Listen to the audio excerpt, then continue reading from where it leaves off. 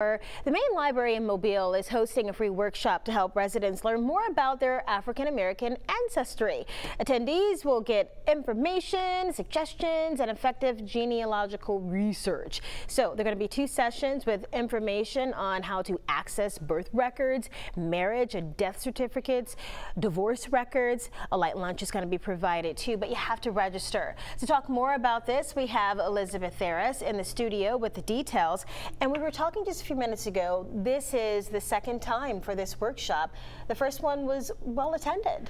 It was. We had about 50 people, but it was more of an introduction. This time our presenter, Miss Mary Jones Fitz, is going to be going more in depth on the challenges that are specific to African American genealogy, mainly due to the big thing is just the scarcity of resources, records pre-Civil War.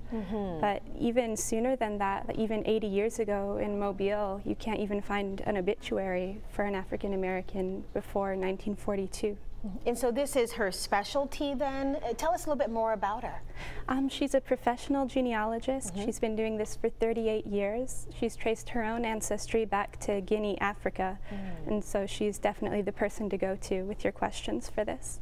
And you said at that first one you had about 50 people there, and it was interesting for you to see because a lot of them were older, and tying those dots together to find out more about who they are just, you know, was exciting, I would imagine. It is. Genealogy, it's like a legacy to pass on to the rest of your family so they can know more about who you were and who they are. And so the difficulty is, as you mentioned, it's just a lack of access to records not even being there.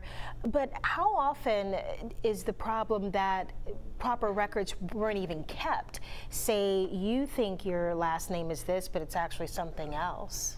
It's very frequent. You can find like multiple spellings for different surnames, or even like specifically for African American genealogy, that maybe illiteracy. If like slaves, for example, who weren't taught, how can you keep a record if you don't know how to write? So these are all the things that you guys are going to help navigate people through. Yes. And it's free of charge? It is, absolutely. Okay. Well, very interesting. And who doesn't want to know more about who they are and where they came from to pass that down to your family? Thank you so much for stopping by. Thank you.